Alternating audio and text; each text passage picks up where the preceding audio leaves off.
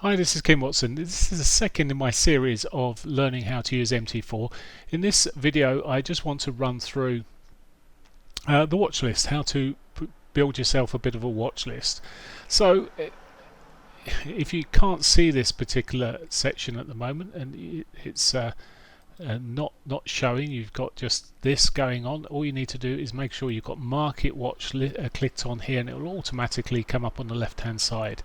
Once you have, sometimes you'll see loads and loads of things there depending on the broker that you're opening with. This one is the demo account, and it's just literally got four things in there. So how do I find the rest of the symbols available to me? I right click here, so right click and then click on show all, and it will give me all the currencies that I particularly want to look at. Now, an important point here is once you've opened a chart and you've got the currency on a chart, when I go back to this and hide all, it will just leave the currencies that I'm interested in because I've opened a chart on them. So if you want to open 10 charts and keep it all listed there, it will show everything you want. So what we need to do then is show all, and let's say I do like the Aussie dollar sometimes, so Aussie dollar.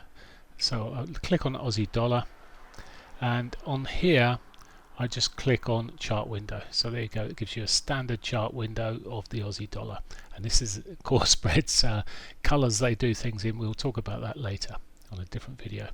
So there's as I say, Aussie dollar put in there. It's just to go through this list a little bit more. You might want some of the cross pairs, Aussie yen. I mean, it's alphabetically set on here. Sometimes they're much more of a jumble, sometimes they're a little bit easier to read. So we've got the euro pound, let's just pop that in there, so a chart window for that. And then let's just run through pound Aussie. Well, you might want that, but let's leave that for now and just get some of the majors out here. New Zealand dollar, chart window for that. And you can see across the bottom here what we've got here already. You've got the euro, the pound, we've got the dollar yen, so then the Aussie dollar, the euro pound I put in there, so a cross pair, and the New Zealand dollar. Now if you want to move these charts around, I'll talk about this a little way, you can just literally pull the tag and just move the charts into a different order so they're in the order that you want to see them. So I particularly like it in a specific order. I haven't put the Canadian dollar on there, so that's US dollar CAD. We'll add that as a chart as well. So chart window, and it just pops it on there, and I'm going to put that in the order that I'm used to seeing this, so it comes just after the Aussie. Not so interested in the UK market there, the FTSE, so I'll just pop that at the end. So just dragging it around. Now once I've done that, I can press hide all, and it just literally gives me the list of the currencies that I'm interested in. That's my watch list, effectively adjusted by using the charts. Now let's go back and see. If you just run through, different brokers have different ways of setting things out a little bit here, but generally if I leave my cursor still for a moment, you'll see a calculation 4x trade full. So that's a full trade on 4x, so these are 4x positions, all of these, and then here it's classed as 4x. It's the gold price and the silver price, so they both come under the currencies. Then you've got some of these real widespreaded beasts. I should just leave those alone. Then you've got, come down here and you'll see that these are calculated in the futures method. So these are the futures for the Dow Jones, the S&Ps, that'd be the Y minis, the E minis, etc. So you can see the DAX, somewhere along here I'll have the FTSE amongst it. Then you've got, they've blanked these out, and you often get blanked out things here, but they means that you can't trade it. Simple as that. Then you get these R figures in here, .R.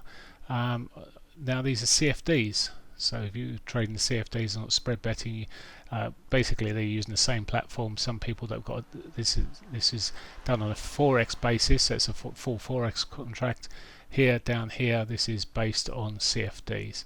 And if you've got any more, no, that's about the list on this particular broker. But you can find what you're able to trade. Down here we've got oil. We've got different. They've actually put the different contracts. So if you're Western Texas is the current oil contract I'm normally trading, and then you can get your bid and ask. These won't necessarily tie up totally with what you're seeing in a normal oil price if you're looking at charts elsewhere. A broker will make his own market based on the underlying, so it may be a few dollars more than the underlying, and it will be an exact set amount, and it will just be based on that March contract. Okay, so we can choose what we want by just as I say, clicking on and opening a chart, and then once we do this we can hide all, and I suggest you just keep the ones that you regularly trade because it's cleaner. The other thing you can do from here, as I've said on the first video, if you double click on here you can open an order ticket, so there's things you can literally do off here that's useful. There's other things that you might want to do, but that's the most important thing. I wouldn't try and get anything more complex than what I've just done. So just get yourself a watch list of the currencies that you're regularly going to be trading, and just highlight them all in there. Keep the charts then open. If you close the charts, eventually you lose the symbol. So if I just close this one, I don't want this. If I put hide all now, it should in a moment. Let's say show all first, and then do a hide all. There you go. It's taken away the FTSE because I don't want the FTSE showing on there. So there we go. Nice clean watch list. So that's how to set your watch list up. Keep it clean with the currencies that you're using regularly, and do so by using the chart method below. So finally, just some detail on the watch list again. I right click on here, and you can get the specification for the contract that you're trading. So the spread, it's a floating spread in this particular case. Digits is running to 5 decimal points, so you can see that across here. So it's 5 decimal points. Stops level 6, so that's just add that extra 0. Contract size 100,000, standard contract. Margin currency, this is a pound account, so it's in pounds. Profit calculation is based on Forex, so that's what it is. Initial margin 100,000, margin hedge 50,000, and this is showing a margin percentage. This is a normal UK percentage, or a European I should say percentage here. That's how much money, the percentage you would need to hold open for that particular trade. Trade full excess, execution at market. You just keep on scrolling down here. You get the swap times here as well, volume steps, minimum volumes you can trade here, maximum volume 100 contracts. That may be rich for most people. Volume steps, so you can step in 0.1s, so that's easy. So you can step right at the minimum size on this particular one. Swap type percentage terms, if you're long it's -4%, if you're short it's -1% on here, so they've done it in percentage terms. Okay, so of the trade, and you get charged for 3 days on a Wednesday. There we go. So sessions, it tells you the sessions that the market's open for, and you'll find that this is based on British. So I'm just looking 2100. It's normally 10 o'clock actually. So this is the times on here, an hour difference to what you'd expect. It's normally at 10 o'clock at night, but and Friday close at 11. That would be in that case.